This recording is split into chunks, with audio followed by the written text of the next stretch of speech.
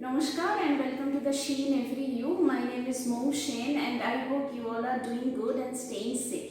So as you know that the Sheen Every You is observing 16 days of activism Orange the World campaign 2021 End Violence Against Women now. So today we will be discussing on the topic that how women are protected at their workplace, and with respect to this topic we would be discussing on the Sexual Harassment of Women at Workplace Prevention, Prohibition and Redressal Act 2013. So first of all, let me start with, like, if you are a working woman, be it in an organized sector or be it be in an unorganized sector, you must be aware of your rights at your workplace. So, Prevention of Sexual Harassment of Women at Workplace Act 2013, or as I said, better known as the Sexual Harassment of Women at Workplace Prevention, Prohibition and Redressal Act 2013, the Act is to provide protection against sexual harassment of women at workplace and for the prevention and redressal of complaints of sexual harassment and for matters connected therewith or incidental thereto. Now, as I said, like every women who are in, every working women are protected under the POSH law. So let us give you a overview of the law. So as we know, the sexual harassment results in the violation of fundamental rights of a woman to equality under Articles 14 and 15 of our Constitution of India and her right to life and to live with dignity under Article 21 of the Constitution, and the right to practice any profession or to carry on any occupation, trade or business, which includes right to a safe environment free from sexual harassment. And whereas the protection against sexual harassment and the right to work with dignity are universally recognized human rights by international conventions and instruments such as the Convention on the Elimination of All Forms of Discrimination Against Women, which has been ratified on the 25th June 1993 by the Government of India. The POSH law has its foundations in Vishaka guidelines and has mechanisms to protect all working women at their workplaces. So now let me quickly talk to you about what constitutes to sexual harassment as per the POSH Act 2013. The sexual harassment includes any one or more of the following unwelcome acts or behavior, whether directly or by implications, namely, number one, physical contact and advances, number two, a demand or request for sexual favors, number three, making sexually colored remarks or making sexist remarks, and number four is like showing pornography, and number five is any other unwelcome physical, verbal or non-verbal conduct of sexual nature. So these are the broad 5 categories under which any act or misconduct will fall under sexual harassment. And if you are a working woman and if you face any of the above mentioned behaviors, then you have the right to make the complaint, inform your authority and demand for justice. These are the 5 broad categories that falls under sexual harassment of women at workplace. Now, the following circumstances, among other circumstances, if it occurs or is present in relation or connected with any act or behavior of sexual harassment, may amount to sexual harassment. Number one, implied or explicit promise of preferential treatment in her employment, or implied or explicit threat of detrimental treatment in her employment, or implied or explicit threat about her present or future employment status, or interference with her work or creating an intimidating or offensive or hostile work environment for her, or lastly, humiliating treatment likely to affect her health or safety. These all inactions, misbehaviors will constitute to sexual harassment at workplace. So, now that you know what constitutes to sexual harassment, not only physical contacts or advances, even ragging, bullying, coercion, ridicules, they all will constitute to sexual harassment at workplace. So the need of the hour is to understand what are your rights at your workplace, how are you protected, and how is your employer obligated to ensure your protection at your workplace. So first you must know, like if you are facing, as I said, if you are facing any of the said misconducts or behaviors, it's your duty to raise the concern with the authorities. So having said that, you must know, like whenever you take a job offer, or like whenever, if you're a fresher, you have been offered a lucrative job offer, you are going to a new office, you must know that your office is obligated to constitute an internal complaints committee known as ICC, or in some places it's known as anti-sexual harassment committee. So you must be very aware of the fact, like whichever office you are going to work with, or whosoever is the employer, you must know that there is an anti-sexual harassment committee constituted within the workplace to protect their women employees. So having said that, so first, as I said, you must know that there has to be one ICC in your workplace. If not, go and talk to your HR, share the details, like yes, we are female employees and we are entitled for an ICC, so demand for the ICC if not constituted. So next is where we come, constitution of internal complaints committee. You must know every employer of a workplace shall, by an order in writing, constitute a committee to be known as the internal complaints committee, provided that where the office or administrative units of the workplace are located at different places or divisional or subdivisional level, the internal committee shall be constituted at all administrative units or offices. The internal committee shall consist of the following members to be nominated by the employer, namely a presiding officer who shall be a woman employed at a senior level at your workplace from amongst the employees. Provided that in case a senior level woman is not available, the presiding officer shall be nominated from other offices or administrative units of the workplace referred to. Now, provided further that in case the other offices or administrative units of the workplace do not have a senior level woman employed, the presiding officer shall be nominated from any other workplace of the same employer or other department or organizations.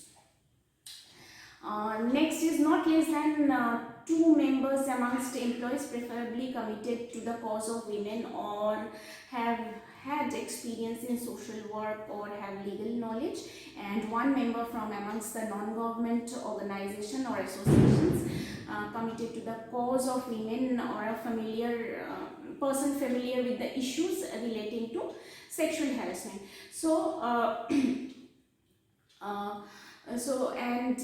one more thing to remember is, like, this committee should consist at least 1/2 of the total members so nominated shall be women. So now you know that your office must have an ICC, and the ICC must have a female presiding officer, and you are entitled to get the assistance of a social worker and assistance of a legal practitioner who can help you if you are facing any sexual harassment at workplace. Now, if you are in an organized if you're working in an organized sector, then ICC is the mechanism to protect you and help you work with dignity. And if you are working in an unorganized sector, then in that case, as per the POSH law, we have LCC, Local Complaints Committee. It's exactly similar to the ICC. The only difference is LCC is monitored by the state level government agencies, and every district has a defined local complaint committee, and they too have a presiding officer and legal worker, social worker, and a committee to address the complaints of sexual harassment. So if you are like a domestic, if you are working as a domestic help, or like say suppose you are a construction worker, or suppose you run a shack by the side of the road and you face sexual harassment, then what to do? So you also have the right to register your complaint with the local complaint committee, and get justice. So yeah, these are the two areas like ICC and LCC, where any working women, both in organized or unorganized sector, can go ahead and log their complaint. Now suppose if even women from the organized sector can also go to the local complaint committee and register their complaints if ICC is not constituted in their organization. So the best feasible way is to log their complaint in the LCC. Okay, so this is the overall overview of the ICC and LCC. Now, whenever you face any kind of sexual harassment at workplace, your first duty is to raise the concern and log the complaint with your ICC. The ICC, once receiving the complaint on behalf of the employee, would immediately investigate the matter and inquiry will be initiated, and as per the inquiry and the findings, a report within 90 days needs to be published. Now, when this time frame is very important, you must remember that these 90 days are very crucial. Like when you have the report in your hand, and if you are satisfied with the findings of the ICC, then it is okay. And if you are not satisfied with the findings of the ICC, then you can go for right to appeal. And if you choose for right to appeal, then you must remember that your employer has to provide you all kind of legal assistance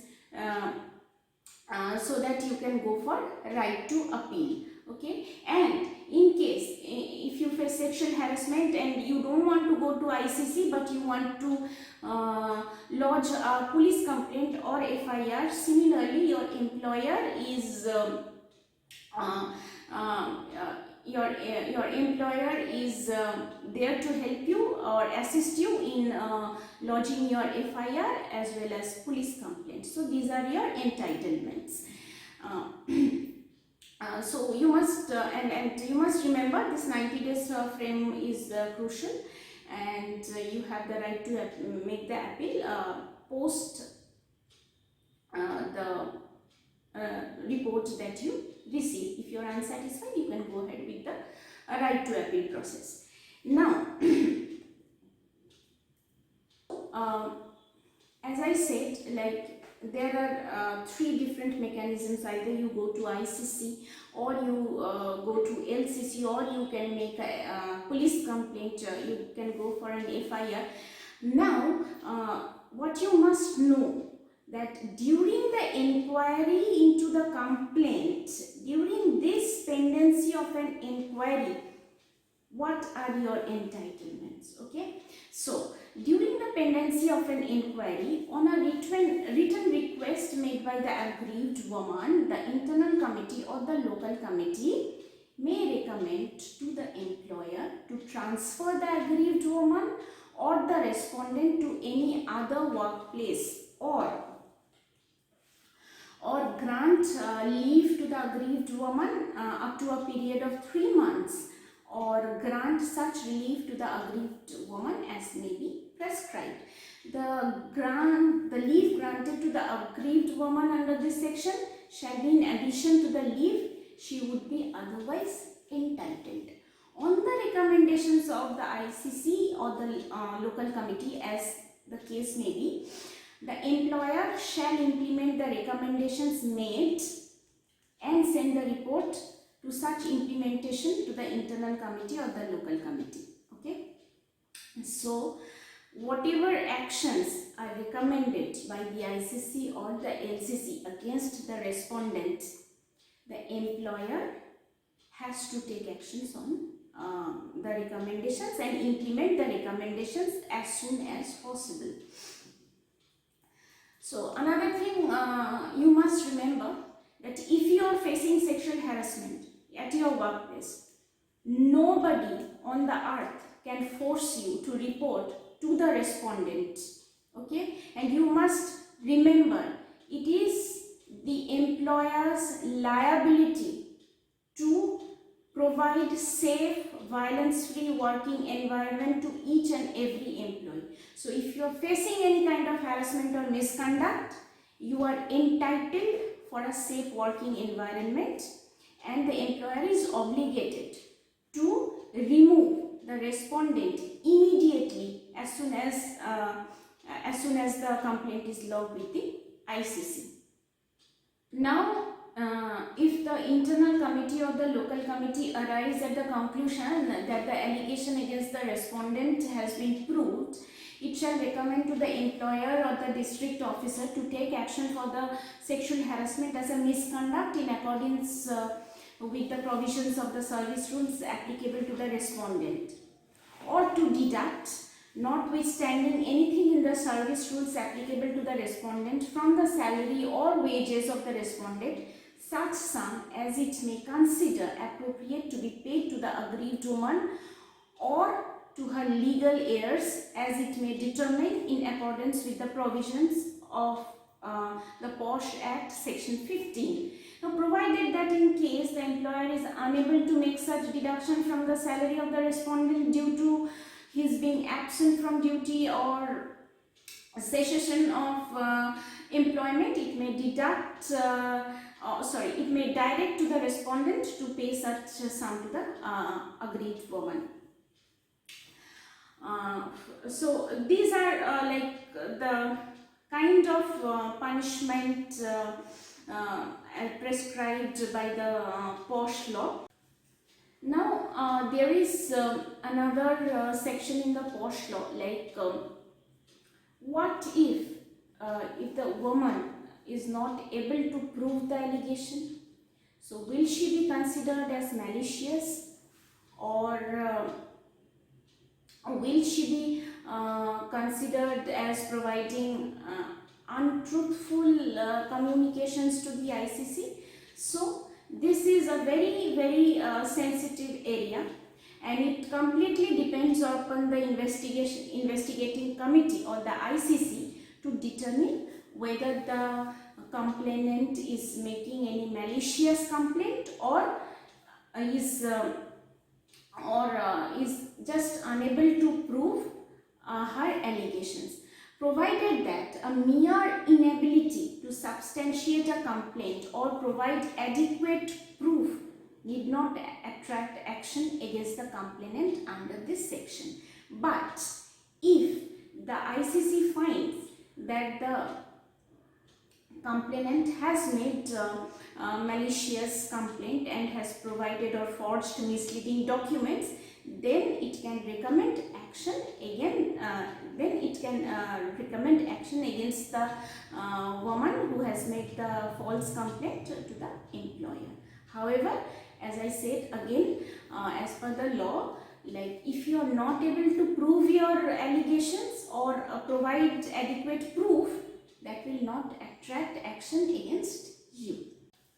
So this was the overall overview of the POSH law, and as I said, we the working women are protected under the law, be be it be in the organized sector or unorganized sector. So all women are protected, and even if you know somebody like who is your domestic help, or like if any person who is in the unorganized sector and facing such kind of issues, spread the awareness and let her know that we have a local complaints committee where we can reach out for help. So these are the areas. And also you must know that your identity would remain confidential, and any information related to your case would remain confidential with your employer, and it cannot be disclosed to anybody. And you are entitled for medical expenses, for physical and psychiatric treatment, and you're entitled to get benefits for the loss in career opportunity due to the incident of sexual harassment. So these are the areas you should know. And you also must know that if the employer fails to constitute the ICC or fails to take actions as per the recommendations made by the ICC, you will have the right to appeal. Now you must know that what are the duties of the employer. For the employer shall provide a safe working environment at workplace, which shall include safety from persons coming into contact at the workplace, display at any conspicuous place in the workplace the penal consequences of sexual harassment, and other constituting the internal committee under subsections of 1 and 4 of the POSH law.